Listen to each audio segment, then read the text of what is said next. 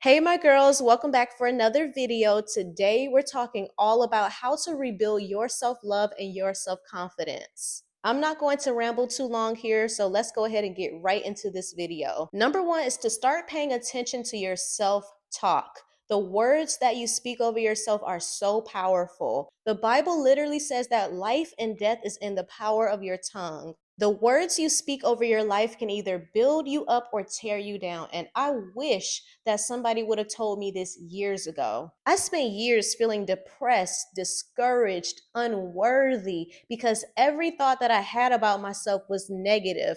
Everything that I would speak over my life was negative. I had a negative self perception of myself because I wasn't using my words to build myself up. It's a difference between having high standards for yourself and being overly critical.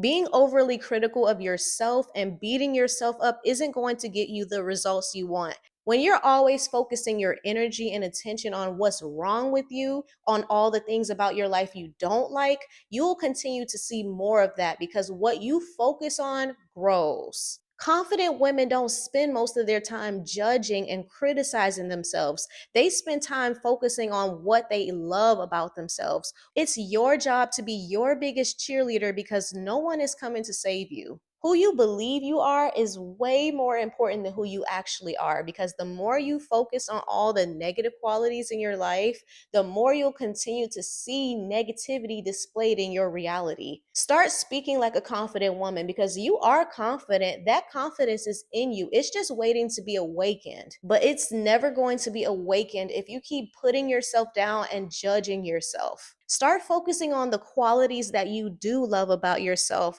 Write a list of 10 things that you absolutely love about yourself. Even if you're not feeling smart or confident or pretty, start affirming to yourself. Focus on the things that you do love about yourself.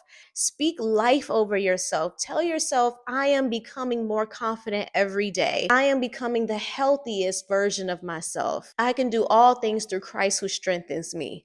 I am fearfully and wonderfully made. Number two is to get to the root of your limiting beliefs. The reason why it's so hard for people to change things about themselves is because you can't change on just willpower alone. You have to get to the root of the issue. And most of the time, it's our limiting beliefs that's affecting the way we operate in our everyday life. As children, our subconscious minds are so vulnerable to the words that we hear, especially coming from our parents or other adults around us. If you heard a lot of negative words about yourself growing up, 9 times out of 10, those words became your limiting beliefs. These limiting beliefs still play a role in the way you see yourself even as an adult. What words or phrases did you hear about yourself growing up? What stuck with you? Were you ever discouraged or told you couldn't do something? I'm going to leave some journal prompts here so you can start to uncover your limiting beliefs. Number three is to start evaluating the people in your circle. Who are you spending the most time with?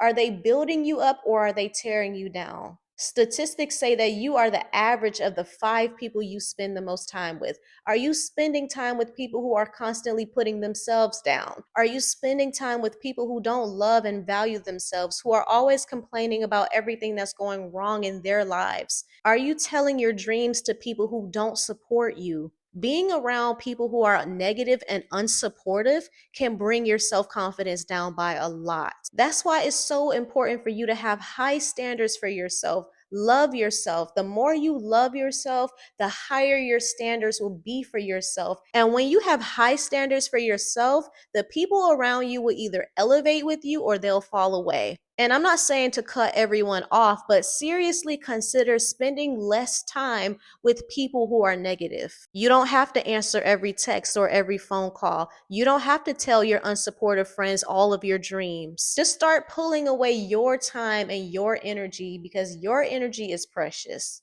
Are you in relationships that are emotionally draining you? Growing up, I would always hear that love is hard. Every relationship has fights and arguments. I didn't know it back then, but I grew up around a lot of struggle love. But then I realized that I was carrying other people's beliefs and that I get to make a choice on the type of relationship that I want. Learning to love myself, raise my standards, talk highly of myself, believe in myself again, all of those things, healing limiting beliefs, that is what started to attract more qualified men into my life. And then eventually I met my husband. But if it wasn't for my self love journey, I don't think we would have crossed paths. And number four is to prioritize your well being, your spiritual well being, your mental well being, your physical well being. Are you taking care of yourself? Maybe you're not feeling the most confident in yourself because there's some areas that you may have been neglecting. Start treating yourself. If you're single, don't wait on a man. Start taking yourself on dates. Prioritize your skincare, your gut health. Start eating healthy, drinking more water, drinking herbal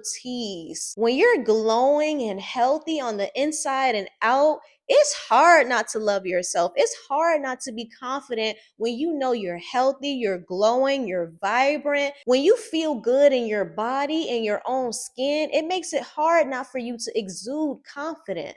If you put on a few extra pounds, don't make yourself feel bad about it. Do something about it. And then every time you do something about it, celebrate. Pat yourself on the back. Tell yourself you're doing a good job because you are. Taking care of your body and your overall well being is the highest form of self love. The more you continue to build your relationship with God, take care of your body, take care of your skin, take yourself on dates, and do self care practices, the more you do those things and show up for yourself, the more you'll continue to build that confidence. Well, ladies, that is it for this video. Comment down below any other self-care advice that you want me to talk about. I'll see you all in my next video. Bye.